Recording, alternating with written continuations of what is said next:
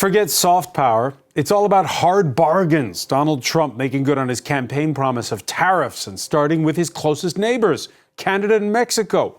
We'll ask if it's all a big made-for-reality TV drama that ends at the negotiating table. After all, Trump's already hit pause for Mexico. How much has the world's most powerful nation decided to throw its weight around? We'll gauge reactions.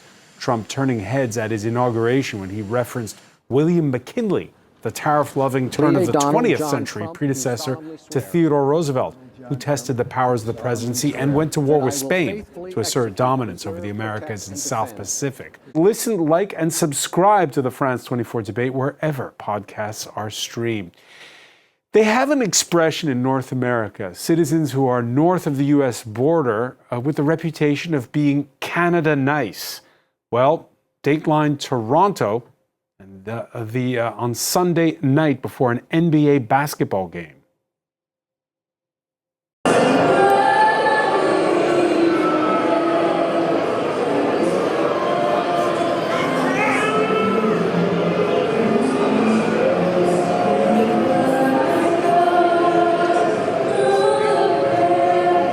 Anthem booed before the NBA match between the Raptors and the Los Angeles Clippers. Let's cross to Toronto. Emily Ragobeer, journalist, joins us there. Emily, that's not very Canada nice. It's not. And as Donald Trump would love, I guess, the world to think that Canada is just all friendly, as we do have this reputation around the world. However, Canada is not foolish, and nor are they weak. Donald Trump is really putting forth, as our panel, I'm very interested to get into this discussion, is really putting forth a tremendous bullying tactic here. And right now, the pressure is squarely on the Prime Minister of this country. We have a conversation coming up between Trudeau and President Trump in the coming hours. And the idea is, if there is grace for Mexico, at least to pause these crippling tariffs for a month for Mexico, hopefully that should be extended here in Canada. But, you know, Canada can't contend with this. They can't allow it. This is a sovereign country. And effectively, Donald Trump is threatening that sovereignty by these bullish threats economically and today territorially, bringing up again, making Canada the 51st state of America. Yeah, Trump saying he had a good conversation with Justin Trudeau earlier. The two are going to speak again, as you say. There has been, as you say, pushback where you are, and it's across the political divide. Ontario's Conservative Premier Doug Ford tweeting. Let's take a look at what he had to say. He said that starting today and until U.S. tariffs are removed, Ontario is banning American companies from provincial contracts. We're going one step further. We'll be ripping up the province's contract with Starlink. Ontario won't do business with people hell-bent on destroying our economy. Of course, Emily, Starlink owned by Elon Musk, who's Trump's big advisor these days.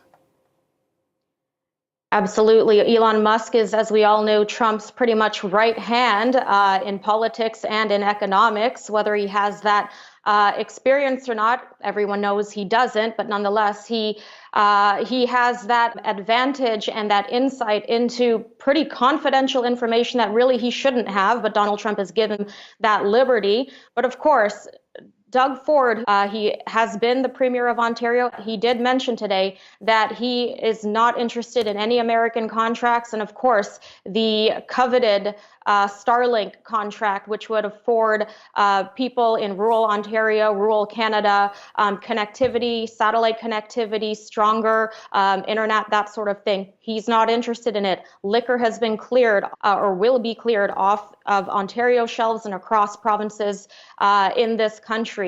Ontario's liquor board, the LCBO, is the biggest liquor board and has billions of dollars worth that will be taken away from Americans per Donald Trump's threats. Pedro, Costa, is this just a bit of theater, and then at the end of the day, Donald Trump and Justin Trudeau will patch it up?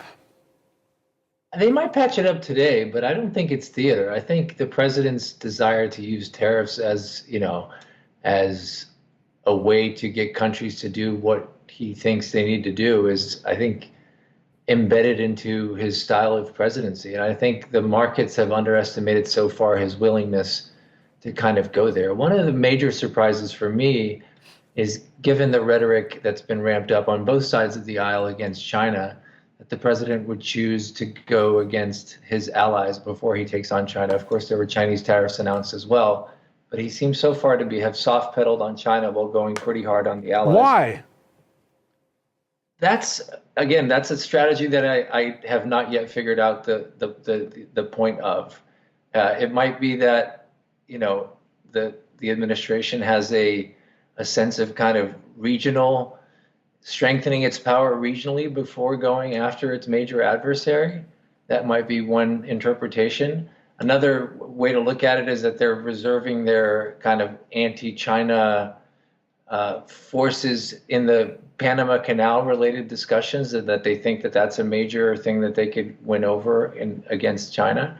But it's hard to say. And I think the issue for the administration is that I think it diminishes the trust, in our partners around the world, and it makes it difficult for future negotiations. And also for U.S., I think you mentioned, who needs soft power? Well, I think soft power can be underestimated, the importance of soft power. And I think that if we, play hardball too often, we might risk losing to places like China and Russia in terms of their soft power influences in parts of the world. Philip, do you care to have a crack as to why Donald Trump is going harder at it? 25% tariff threats for Canada and Mexico, but just 10% for China. Well, I mean, he's doing it incrementally in the case of China, okay?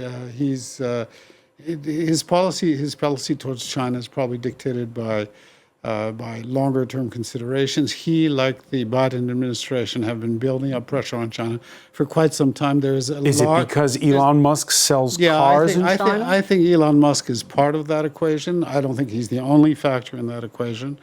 I think that there's a broad, I know that there's a broad consensus in the U.S. security and national elite establishments, including in the circles around Donald Trump, that China represents the most fundamental long-term challenge to the United States. And so whatever happens now is epiphenomenal in a certain kind of way. Maybe he thinks he can arrive at some kind of temporary deal with Xi Jinping. But in the middle term, the real test of strength is going to be going down the road, because there is no question that the U.S. wants to contain China. We've heard this in a number of different locations, and the Chinese know this, and the Chinese are trying to get around this. I just want to say one other thing on this. Donald Trump is not making America great again. He's making China great again by deconstructing MACA, make China, MCA, make China great again. By deconstructing, to some extent at least, the alliance systems that the United States built up since the late 1940s, what he's doing is giving China an opportunity to assert a more benevolent kind of image worldwide. Not soft power. Soft power is a soft concept. I don't think it's terribly meaningless. All right, let's take a look then. We talked about Canada. Let's take a look at Mexico. The president there claiming that she's already earned a 1-month reprieve on 25% tariffs. Claudia Sheinbaum announcing the deployment of 10,000 troops to the border and requesting help from Donald Trump in the conversation they had in stopping the inflow of guns. The Mexican president says she's waiting for Trump's reply to her proposal for dialogue. I proposed to President Trump that we establish a working group with our best teams, both from security and public health. It is not through the imposition of tariffs that problems are solved, but through talking and dialogue. That was Sheinbaum on Sunday. Let's listen to Claudia Sheinbaum just a short while ago.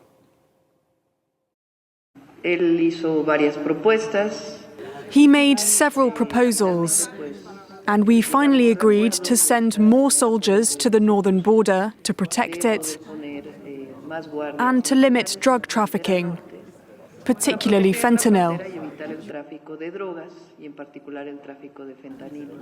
I told him that we wanted him to hit pause on increasing customs duties.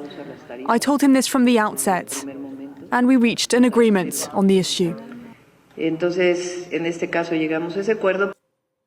Pedro Costa, I just want to go back to what you said at the outset, that it's not just political theater. But here, isn't this a masterclass? Claudia Scheinbaum making a big announcement, 10,000 troops to placate the U.S. president. Isn't that what he wants? Absolutely. I think it is in the short term. What I mean that it's not just political theater is that this reversal does not remove the threat of tariffs altogether. In fact, this sort of Damocles continues to hang over, the countries and the markets over a prolonged period. And in that sense, as the reintroduction of that tool as a consistent tool of economic policy introduces all kinds of uncertainties and is really a novelty for U.S. economic policy in our lifetime. It poses questions about how the U.S. is going to renegotiate the formerly known as NAFTA USMCA agreement, for instance, when it comes up for renegotiation.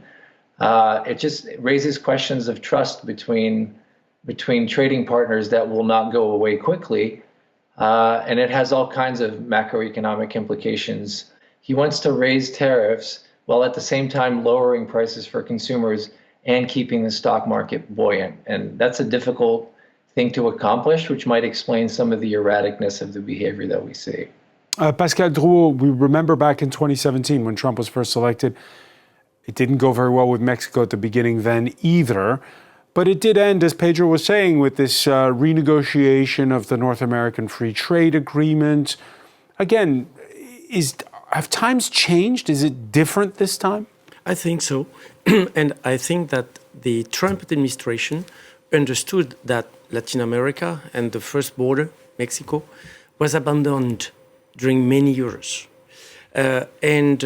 Focusing, Marco Rubio is now traveling in Central America. We'll talk more about that. On Latin America, yes, he's showing that it is not only time of the backyard, it is time to restore special links with Latin America being abandoned during many years, but the threat of tariffs this time, is it different from the threat of tariffs last time?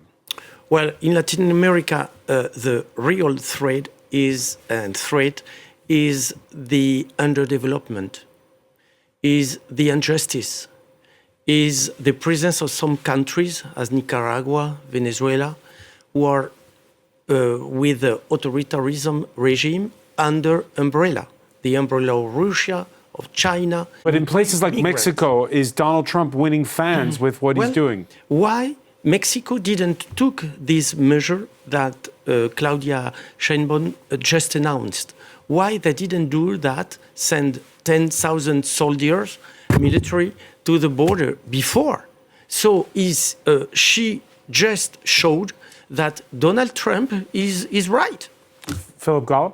Well, sending those troops is not going to change very much in terms of the flows of fentanyl to the United States. It might have some marginal impact on immigration flows, but it's not going to stop the very covert networks of drug trafficking. No, I think what we're seeing here are a demonstration. It's coercive public diplomacy and coercive economic diplomacy that the threat, what one of the previous speakers said, the threat of an action actually produces some results, but doesn't lift the possibility of that action being taken in the future. So there's always a Damocles sword hanging over the heads of the Latin American countries.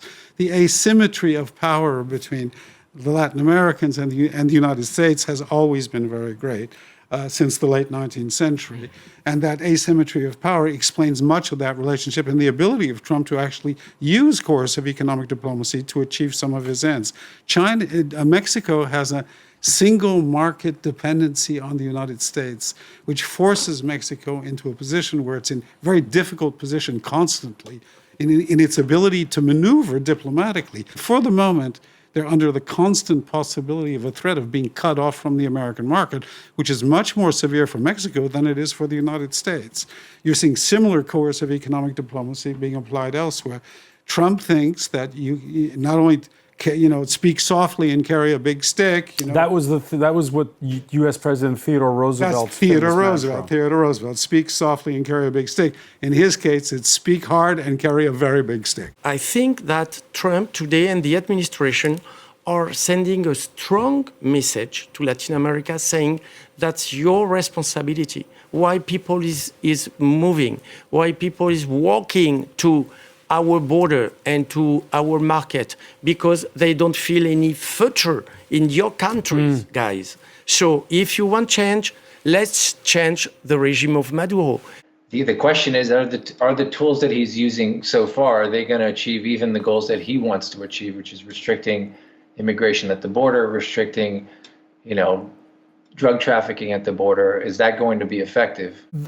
Emily Ragobeer, the White House National Economic Council Director, Kevin Hassett, telling CNBC that so far in these negotiations, Mexico appeared to be very, very serious about doing what Donald Trump says.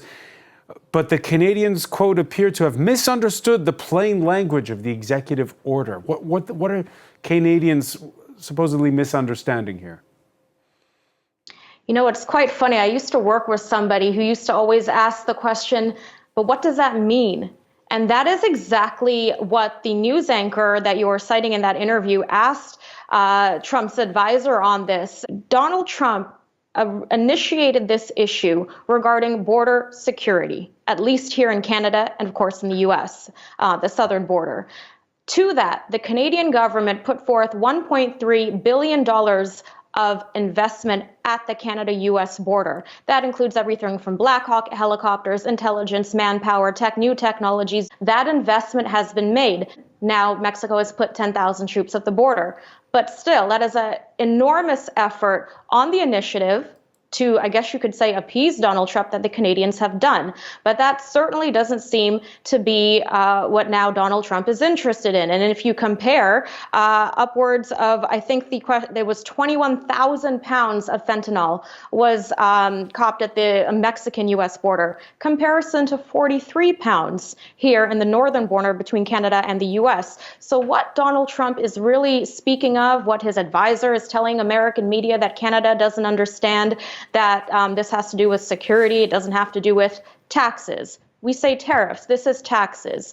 We have to be clear that this is a tax on the American people. This will in no way bring down the cost of living, exactly what Donald Trump ran his campaign on for the American people. This will skyrocket it, especially given that oil and gas energy exports is the biggest export to the United States that the United States depend on. If we look to Quebec's aluminum is 75 to 90% exported to the United States that their key industries depend on. So Donald Trump is really giving the impression to his people in America that this is an overnight fix. Do they have the infrastructure to put in place in the next month? I don't think so. The crude oil that Alberta sends to America has their refineries, for example, in Texas. It's a specific crude oil that Alberta sends down to them. He's not speaking in details to the Americans on this. He's saying these broad stroke statements that really have nothing to do with the actual fact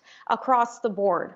If you're looking at announcements, Donald Trump able to at least claim wins with those 10,000 troops being sent to the U.S.-Mexico border. We had the U.S. Secretary of State, who's now landed in El Salvador after going to Panama, claiming victory there. In fact, Donald Trump a few minutes ago, echoing what Marco Rubio said, that Panama had agreed on some things after he repeatedly threatened to take over the canal again. This after the China's Belt and Road Infrastructure Initiative, Panama said it would let it expire. One important thing that I decided, and I told him this, is that the 2017 memorandum concerning the Silk Road Agreement will not be renewed. So, Emily Ragobeer, Donald Trump's threats having an impact?